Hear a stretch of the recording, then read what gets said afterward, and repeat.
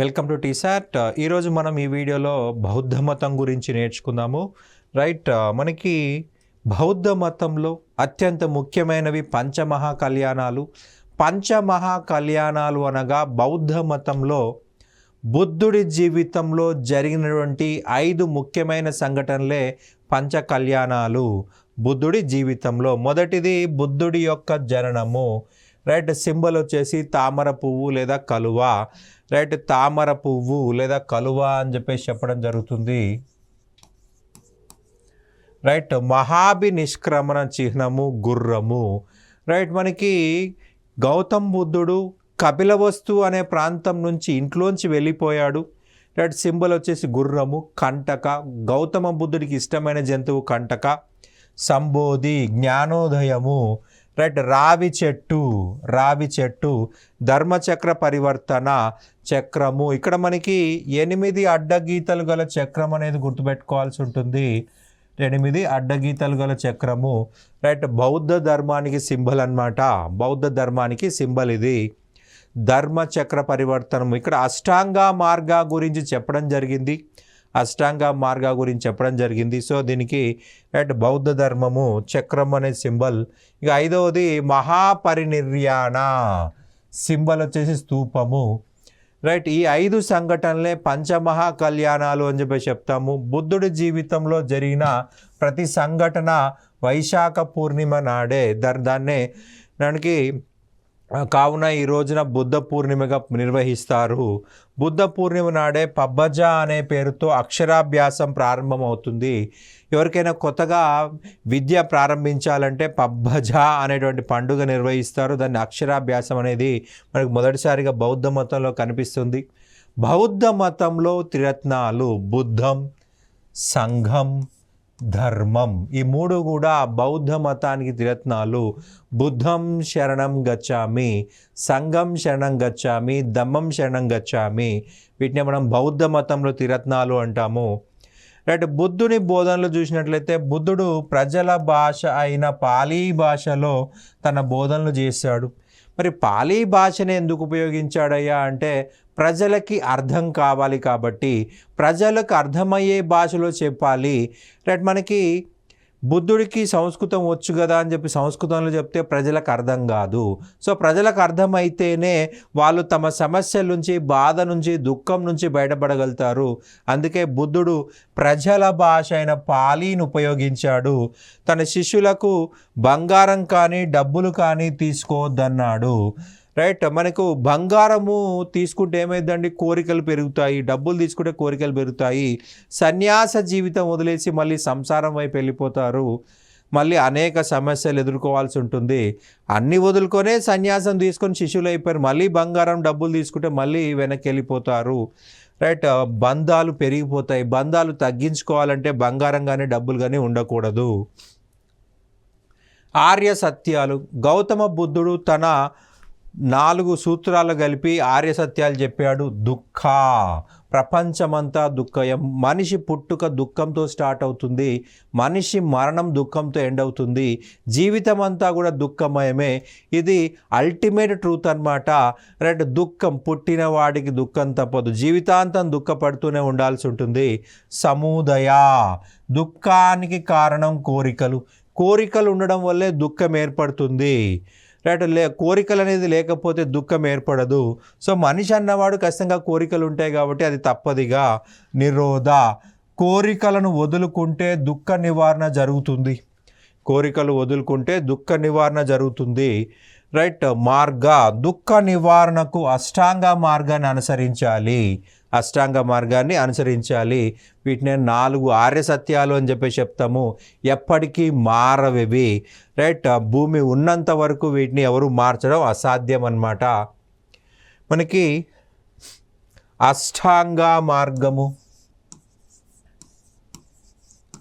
అష్టాంగ మార్గమును గౌతమ్ బుద్ధుడు చెప్పడం జరిగింది. సమ్యక్ క్రియ, ఎప్పుడు మంచి పనులే చేయాలి. సమ్యక్ వాక్కు,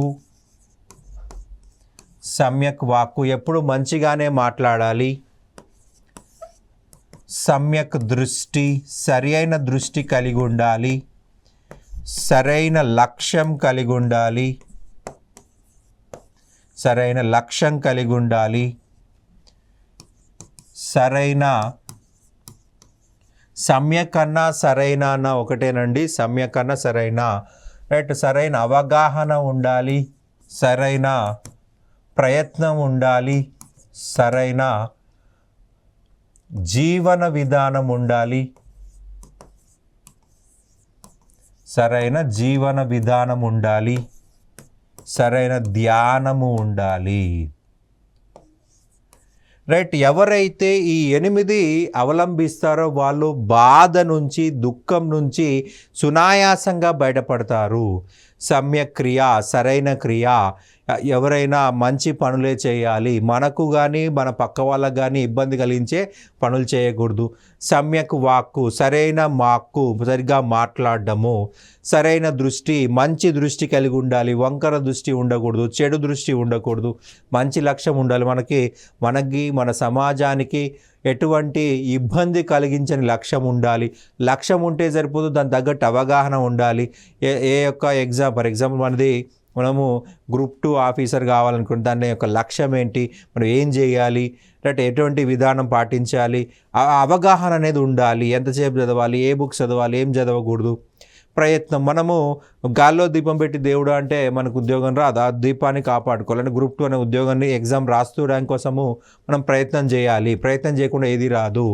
జీవన విధానం, సరి అయిన జీవనం, నీకు కానీ నీ సమాజానికి కానీ ఇబ్బంది కలిగించే జీవన విధానం ఉండకూడదు. రైట్, చివరిగా సరైన ధ్యానము, సమ్యక్ ధ్యానము. సమ్యక్ అంటే సరైన అని అర్థం తెలుగులో. రైట్, ధ్యానము, మెడిటేషన్ అనేది మనసుకి, రైట్, శరీరానికి ప్రాధాన్యత ఇస్తుంది.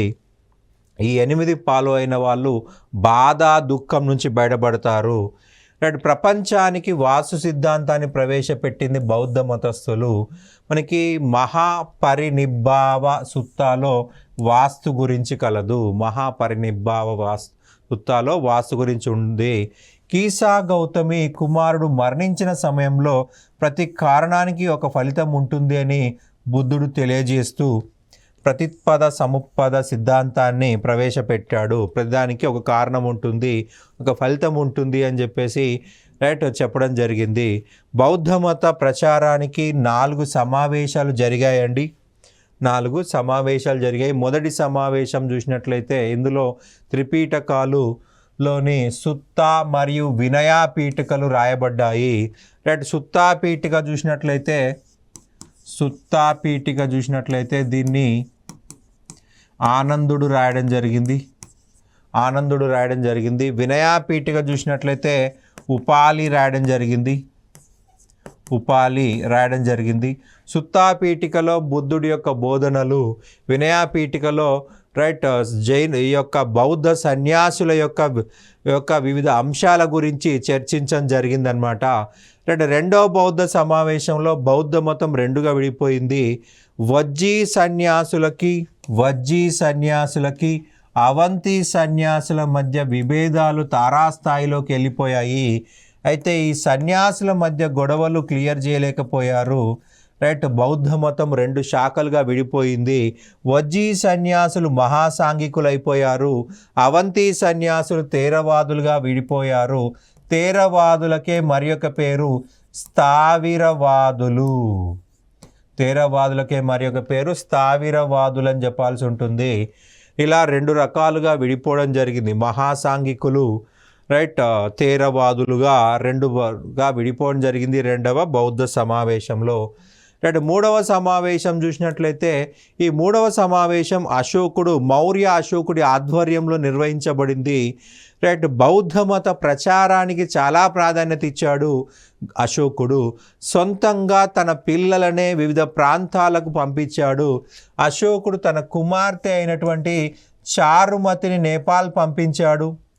రైట్, అలాగే బౌద్ధ మత ప్రచారానికి తన అలాగే కుమార్తెని రైట్ కుమార్తె సంఘమిత్ర, కొడుకు మహేంద్ర, వీళ్ళిద్దరినీ కూడా శ్రీలంకకు పంపించాడు బౌద్ధ మత ప్రచారం కోసము. రైట్. అలాగే బౌద్ధ మత ప్రచారం కోసం రాజ కుటుంబీకులైన సోనా మరియు ఉత్తరలను మయన్మార్ లేదా బర్మాకి పంపాడు.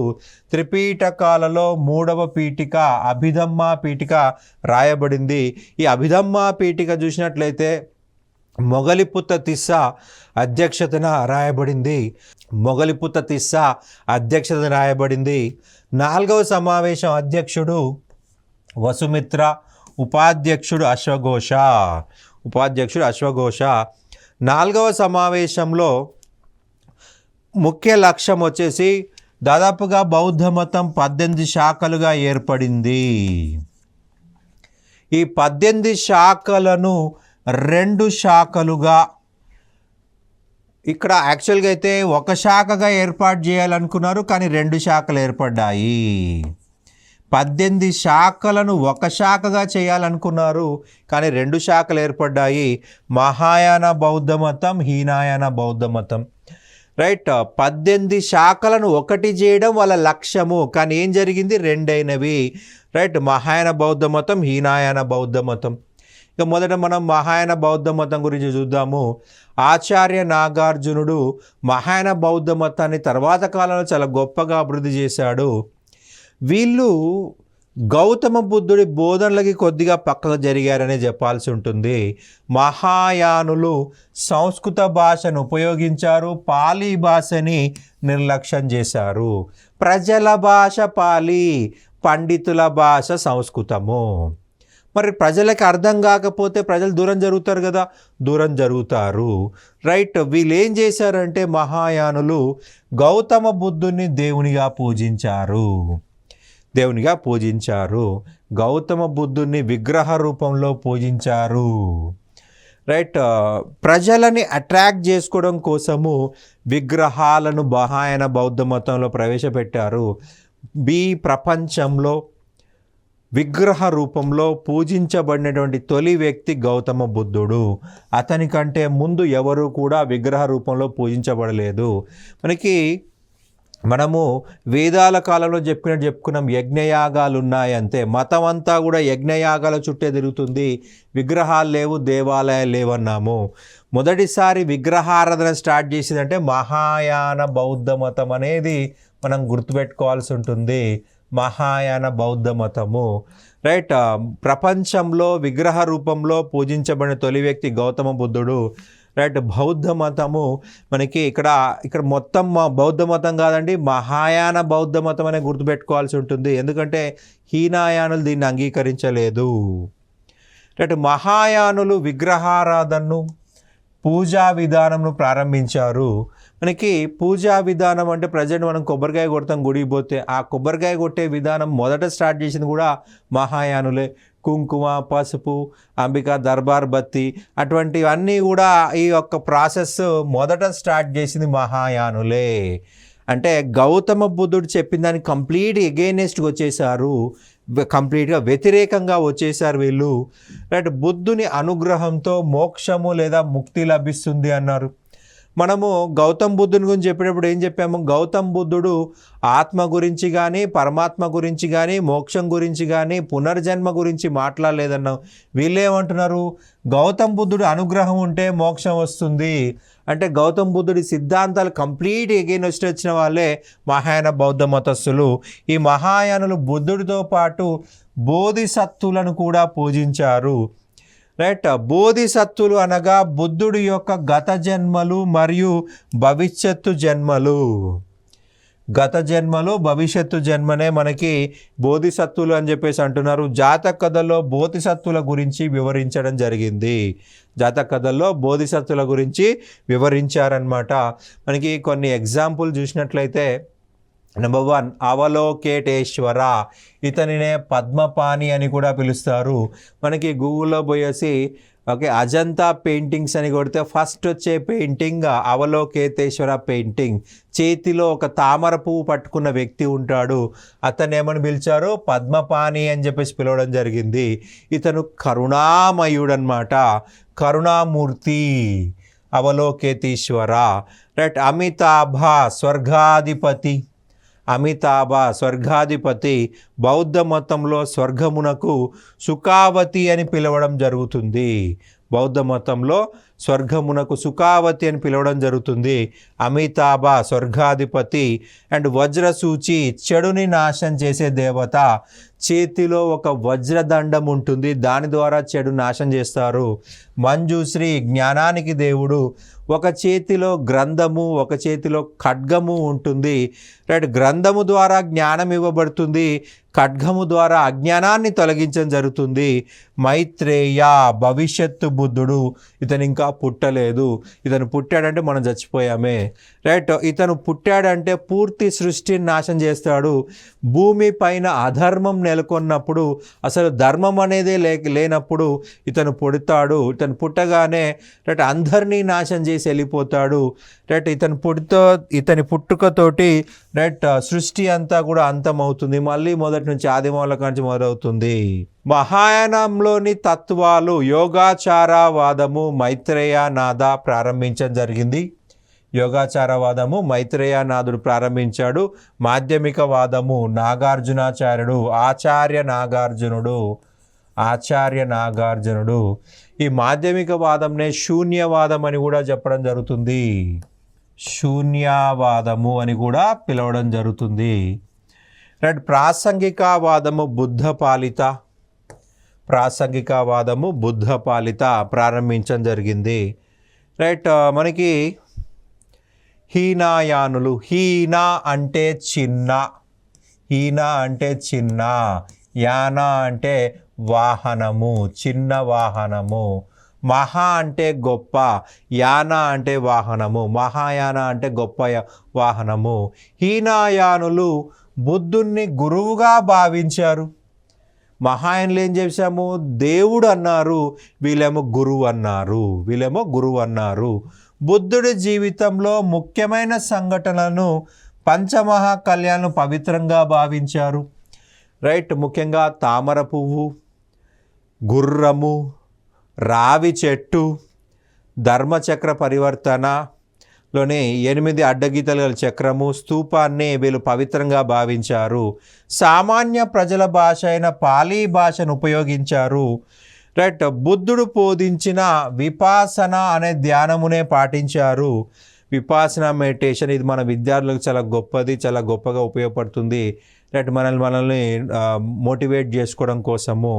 హీనాయాన బౌద్ధమే నిజమైన బౌద్ధ మతం అంటాము. వీళ్ళు బంగారం కానీ వీళ్ళు డబ్బు కానీ తీసుకోలేదు.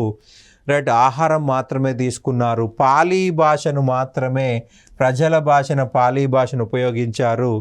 రైట్, పూజా విధానం లేదు, జస్ట్ గురువుగా భావించారు.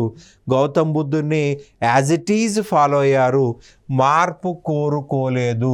మార్పుని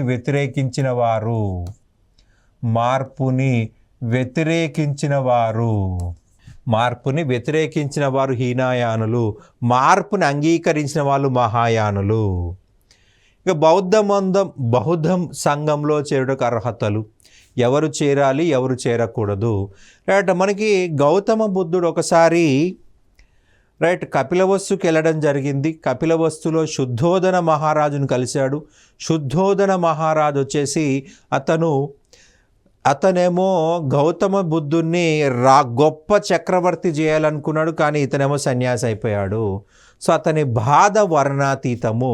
సో అతను ఒక ఒట్టు తీసుకోవడం జరిగింది, ఒక మాట తీసుకోవడం జరిగింది. ఏంటిదంటే తల్లిదండ్రుల అనుమతి లేకుండా ఎవరిని కూడా బౌద్ధ సంఘంలో చేర్చుకోకూడదని మనకి ఒక ఒట్టు తీసుకోవడం జరిగింది. ఎందుకంటే తను పడుతున్న బాధ ఏ తల్లిదండ్రులకి ఉండకూడదు అనేది అతని ఉద్దేశము. రైట్, అతను మనకి శుద్ధోదన మహారాజు అనుమతి తీసుకోకుండా వెళ్ళిపోయాడు గౌతమ బుద్ధుడు. రైట్, తల్లిదండ్రుల అనుమతి లేకుండా ఎవరిని బౌద్ధ సంఘంలో చేర్చుకోకూడదని ఒక కండిషన్ పెట్టాడు. ఆ కండిషన్ని గౌతమ బుద్ధుడు యాక్సెప్ట్ చేశాడు. గర్భిణీ మహిళలు చేరరాదు. ఎందుకు అంటే వీళ్ళు ఉపవాసాలు చేస్తారు. మరి ఉపవాసాలు చేసినప్పుడు గర్భిణీ మహిళ ఎలా ఉపవాసం చేస్తుంది? చేయకూడదు. సో కడుపులోని బిడ్డకి అనారోగ్య పరిస్థితులు ఏర్పడతాయి. కాబట్టి వీళ్ళు చేరకూడదు. మనకి వీళ్ళు అడవుల్లో ఉంటారు సన్యాసులు, లేదా కొండ గుహల్లో ఉంటారు సన్యాసులు. ఈ గర్భిణీ మహిళలకు రెగ్యులర్గా మెడిసిన్స్ అవసరం, రెగ్యులర్గా రైట్ అన్ని అవసరాలు ఉంటాయి. సో మనకి ప్రజలకి దగ్గరగా నివసించాలి అంటే కుదరదు. సో ఈ గర్భిణీ మహిళలు చేరకూడదు. చిన్న పిల్లలున్న మహిళలు చేరరాదు. మనకి 1 సంవత్సరం లేదా 2 సంవత్సరాల వయసున్న పిల్లలు, తమ పని తాము చేసుకోలేని పిల్లలు ఉన్నప్పుడు ఆ మహిళలు వాళ్ళని కాపాడాలి. సో వాళ్ళని కాపాడకుండా వచ్చి సంఘంలో చేరితే వాళ్ళు అన్యాయం అయిపోతారు. సో అందుకే గౌతమ బుద్ధుడు వీళ్ళని కూడా చేరకుండా చేశాడు. అంటే వీళ్ళు పిల్లలు పెద్ద అయిన తర్వాత జాయిన్ అవ్వచ్చు. ఈ మహిళలు పిల్లలు పెద్ద అయిన తర్వాత జాయిన్ అవ్వచ్చు. గర్భిణులు కూడా వాళ్ళ పిల్లలు జన్మనిచ్చిన తర్వాత పెద్ద అయిన తర్వాత జాయిన్ అవ్వచ్చు. కుష్టు వ్యాధిగ్రస్తులకు రోగం నయం అయ్యే వరకు చేరకూడదు. ఎందుకంటే ఆ రోగం వేరే వాళ్ళకు అంటుకోవచ్చు, లేదా అతనికి మెడిసిన్స్ సరిగా, మనకి సన్యాసులు ఎక్కడ ఉంటారు, అడవుల్లో ఉంటారు లేదా కొండ గుహల్లో ఉంటారు. మరి సన్యాసులకు రెగ్యులర్ మెడిసిన్స్ కావాలి, అవి అందవు. అందుకే ప్రజల మధ్య ఉండాలి అంటారు. రైట్. సో ఈ రోగం నయం అయ్యే వరకు చేరకూడదు. రోగం నయమైన తర్వాత చేరొచ్చు, ముందు కుదరదు. బానిసలు తమ యజమాని అనుమతి అనంతరం మాత్రమే చేరాలి. బానిసలు తమ యజమాని అనుమతి అనంతరమే చేరాలి. రైట్. అప్పులు తీసుకున్నవారు ఆ అప్పులు తీర్చిన తర్వాత లేదా అప్పు ఇచ్చిన వ్యక్తి ఇచ్చిన వడ్డీ వ్యాపారి అనుమతితో మాత్రమే చేరాలి. అప్పులు తీసుకున్నవారు అప్పులు తీర్చిన తర్వాత లేదా అప్పు ఇచ్చిన వడ్డీ వ్యాపారి అనుమతితో మాత్రమే చేరాలి. రైట్. ఆనందుడి అభ్యర్థన మేరకే మహిళలను కూడా బౌద్ధ మతంలోకి చేర్చుకోవడం జరిగింది, బౌద్ధ సంఘంలోకి చేర్చుకోవడం జరిగింది. రైట్. మనకి బౌద్ధ సంఘంలో చేరిన మొదటి మహిళ అంటే ప్రజాపతి గౌతమి అని గుర్తుపెట్టుకోవాలి. రైట్. గౌతమ బుద్ధుడి యొక్క పినతల్లి, గౌతమ్ బుద్ధుడి యొక్క పినతల్లి. బుద్ధుడి శిశురాలుగా మారిన రాజనర్తకి ఆమ్రపాలి. ఈమె బింబిసారుడి దగ్గర రాజనర్తకి, మగధ యొక్క రాజనర్తకి. ఈమె బుద్ధుడికి మామిడి తోటను బహీకరించింది. ఈ తోటని ఈ యొక్క సన్యాసుల నివాసం కోసం ఉపయోగించుకోవడం జరిగింది. రైట్. బుద్ధుడు అతని సంఘంతో పాటు వర్షాకాలం తప్ప మిగిలిన అన్ని కాలాలు వాళ్ళు ఒక ప్రాంతం నుంచి మరొక ప్రాంతం తిరుగుతూ వాళ్ళ బోధనలు చేసేవాళ్ళు. వర్షాకాలం మాత్రమే ఒక దగ్గరే ఉండేవాళ్ళు. అలా స్టే చేయడం కోసం ఈ మామిడి తోటను ఉపయోగించుకోవడం జరిగింది. బుద్ధుడిని ప్రత్యక్షంగా కలిసిన రాజు బింబిసారుడు, హర్యాంక వంశం చెందిన బింబిసారుడు. రైట్. బింబిసారుడి యొక్క భార్య ఖేమ బౌద్ధ మతంలోకి మారింది. బౌద్ధ మతంలోకి మారిన బింబిసారుడి భార్య అంటే ఖేమ అని గుర్తుపెట్టుకోవాలి. రైట్. బౌద్ధ మతంలోకి మారిన ధనవంతురాలైన మహిళ విశాఖ. ఈమె శ్రావస్తి రాజ్యానికి చెందింది. శిష్యుడిగా మారిన బందిపోటు దొంగ అంగుళీమాల. ఈ అంగుళీమాలుడు అనేవాడు ఒక బ్రాహ్మణ పిల్లవాడు. ఇతను గురుకులంలో ఒక గొప్ప గురువు దగ్గర విద్య నేర్చుకుంటా ఉన్నాడు. సో ఆల్మోస్ట్ ఇతని విద్య పూర్తయిపోయింది. ఒకరోజు గురువు యొక్క వైఫ్ ఆమెకు డౌట్ వస్తే అడుగుదామంటే గురువు దగ్గరలో లేడు. సో ఈ యొక్క అంగుళీమాలుని అడగడం జరిగింది. సో అడిగితే చాలా చక్కగా దాన్ని విశ్లేషించడం జరిగింది, చాలా చక్కగా ఎక్స్ప్లెయిన్ చేయడం జరిగింది. అది దూరం నుంచి విన్న గురువు ఆశ్చర్యం పొందాడు, అసూయ పొందాడు. రైట్. ఇతను గనక గురువు అయితే నన్నెవరూ పట్టించుకోరు, ఇతను అయితే గురువు అయినట్లయితే నన్నెవరూ పట్టించుకోరు, నాకు ఎవరు విద్యార్థులు రారు అని చెప్పేసి అసూయతోటి అతన్ని పనిష్ చేయాలనుకున్నాడు, శిక్షించాలనుకున్నాడు. రైట్. అంగుళీమాలుని పిలిచి, బాబు నీ విద్య పూర్తయిపోయింది, సో నాకు గురుదక్షిణ చెల్లించు, సో దాంతో నీ విద్య పూర్తయినట్లు అవుతుందంటే, సరే గురువు గారు ఏం కావాలి అని అడిగితే నాకు 1000 అంగుళాలు కావాలి అన్నాడు, థమ్స్ కావాలి అన్నాడు. సరే అని చెప్పేసి అతను అడవికి వెళ్ళాడు. అడవికి వెళ్ళిపోయి ఎవరు వస్తే వాళ్ళని చంపేసి బొటనవేలు కట్ చేసి వాటిని ముడిగట్టేసి మాలగా వేసుకున్నాడు. సో అంగుళాలను మాలగా వేసుకున్నాడు కాబట్టి అంగుళీమాలని పేరు వచ్చింది. అయితే సొంత తల్లి అడవికి వచ్చిన ఆమెను చంపేసి ఆమె నుంచి యొక్క అంగుళాలను సేకరించాడు, థమ్స్ సేకరించాడు. ఒకరోజు గౌతమ బుద్ధుడు అటుగా వెళ్తుంటే గౌతమ బుద్ధుని కూడా చంపే ప్రయత్నం చేశాడు. కానీ గౌతమ బుద్ధుడు తన మాటల ద్వారా అతనిలో మార్పుకి కారణమయ్యాడు. సో ఆ యొక్క గౌతమ బుద్ధుడి బోధనలు విని ఆ యొక్క మార్గాన్ని వదిలేసి పూర్తిగా సన్యాసిగా మారిపోయాడు. రైట్. ఆ బందిపోటు దొంగ కాస్త అంగుళీమాలగా మారిపోయాడు. శిష్యుడిగా మారిన మంగలి ఉపాలి. రైట్. గౌతమ బుద్ధుడు చెప్పిన ప్రతి దాన్ని కూడా చాలా క్లియర్గా అర్థం చేసుకుని సన్యాసు ఎలా ఉండాలి ఎలా ఉండకూడదు అనే దాని గురించి ఉపాలి మనకి వినయాపీఠిక రాశాడు. వినయాపీఠికని రాయడం జరిగిందనమాట. ఈ శిష్యుడిగా మారిన ధనవంతుడు అనంత లేదా అనాథ పిండక. రైట్. జేతలావనమును గౌతమ బుద్ధుడికి విరాళంగా ఇచ్చాడు. ఇది సంఘానికి విరాళం, గౌతమ బుద్ధుడికి విరాళం కాదు. రైట్. బుద్ధుడు అత్యధిక కాలం శ్రావస్తిలో ఉన్నాడు. శ్రావస్తి కోసల రాజ్యం యొక్క రాజధాని కావున గౌతమ బుద్ధుడిని శ్రావస్తి చమత్కారని అంటారు. బుద్ధుణ్ణి ఆహ్వానించితే 500 నాణెముల బంగారు నాణెముల జరిమానా విధించబడుతుంది అని ప్రకటించబడ్డ రాజ్యం మల్లా రాజ్యం. రైట్. అంటే మల్లా రాజ్య ప్రజలు మల్లా రాజ్యం అనేది బుద్ధుణ్ణి వ్యతిరేకించారు. రైట్. అయినప్పటికీ అనేక మంది బౌద్ధ మతంలోకి చేరారు. రైట్. అనేక మంది బౌద్ధ మతంలోకి చేరారు. బౌద్ధ మతాన్ని ఆదరించిన మొదటి విదేశీ రాజు మీనాండర్. ఇతను ఇండో గ్రీకు వంశం చెందినటువంటి వాడు. రైట్.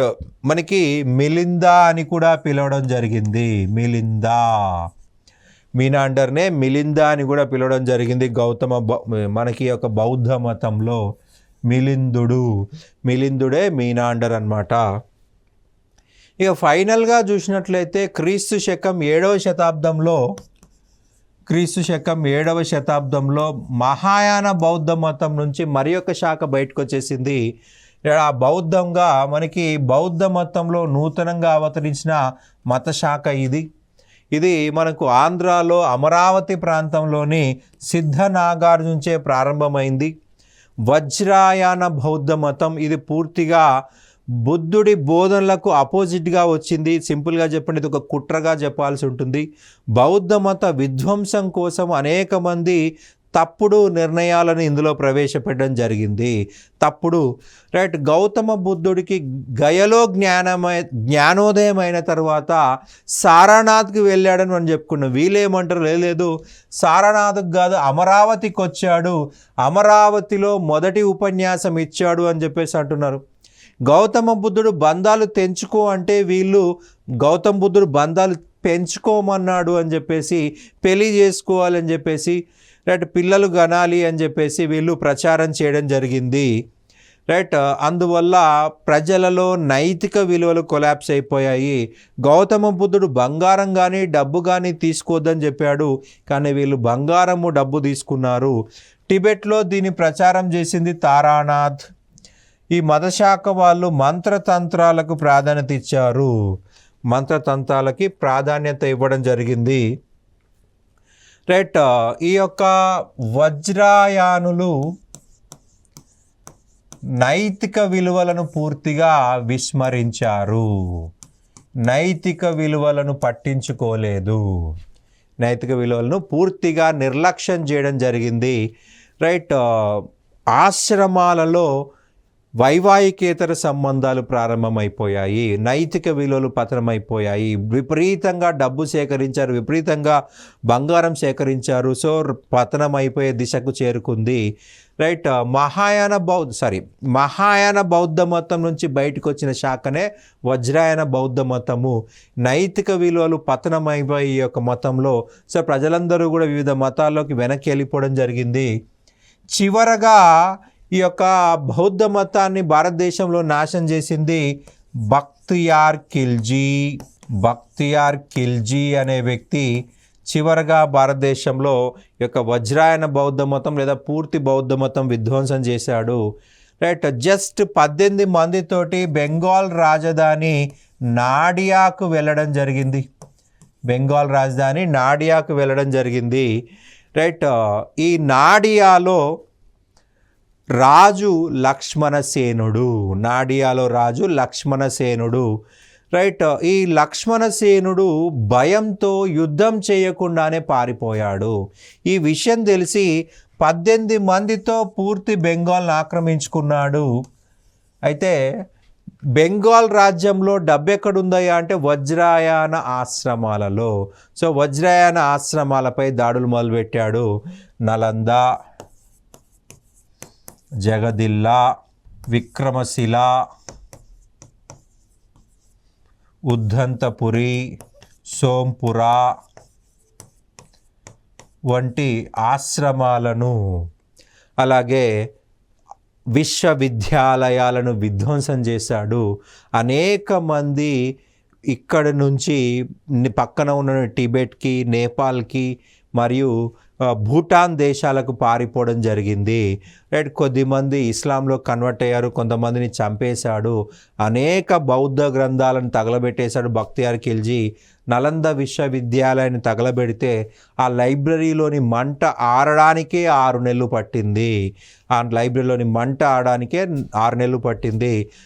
భారతదేశంలో బౌద్ధ మతాన్ని చివరగా ధ్వంసం చేసిన వ్యక్తి బక్తియార్ ఖిల్జీ. ఇతను మహమ్మద్ గోరీ యొక్క బానిస. రైట్, మనకి అజీవక మతం చాలా చిన్న మతం అండి. రైట్, మనకి రీసెంట్ గ్రూప్ 1లో అజీవక మత సిద్ధాంతం పైన ఎగ్జామ్లో అడగడం జరిగింది. రైట్, అజీవక మత స్థాపకుడు మక్కాలి పుత్త గోశాల. ఇతను వర్ధమానుడికి సమకాలీనుడు, వర్ధమానుడి యొక్క స్నేహితుడు అని చెప్పుకోవచ్చు. వర్ధమాన మహావీరుడు మక్కాలి పుత్త గోశాల రైట్ 6 సంవత్సరాలు కలిసి తిరిగారు. రైట్, వీళ్ళ మత సిద్ధాంతము నియతి. మనకు నియతి సిద్ధాంతం ఏ మతానికి సంబంధించి అని చెప్పేసి అడగడం జరిగింది. అజీవక మతము. నియతి అనగా అన్నీ ముందుగానే నిర్ణయించబడతాయి, అన్నీ ముందుగానే నిర్ణయించబడతాయి.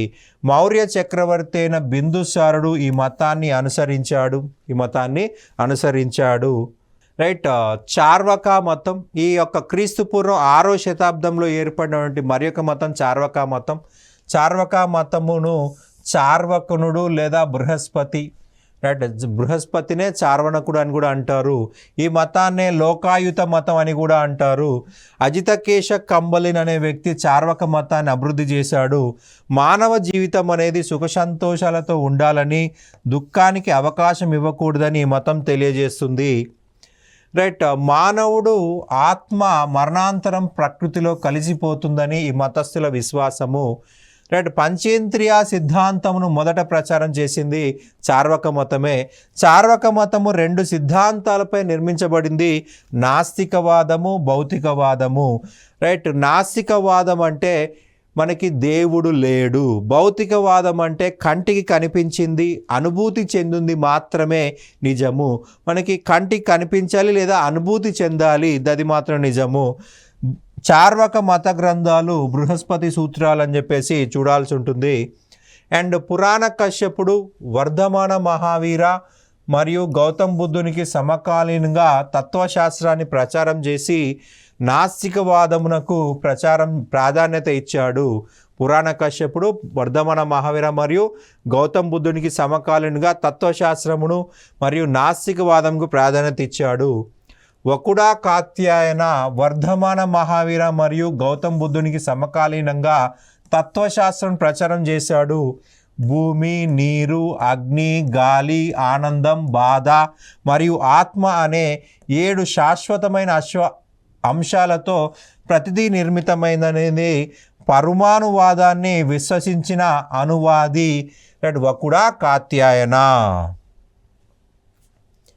రైట్, ఇదండి మనకి బౌద్ధ మతం యొక్క పార్ట్ 2 అండ్ దాంట్లో చిన్న టాపిక్స్ యాడ్ చేసాము. Right, thank you.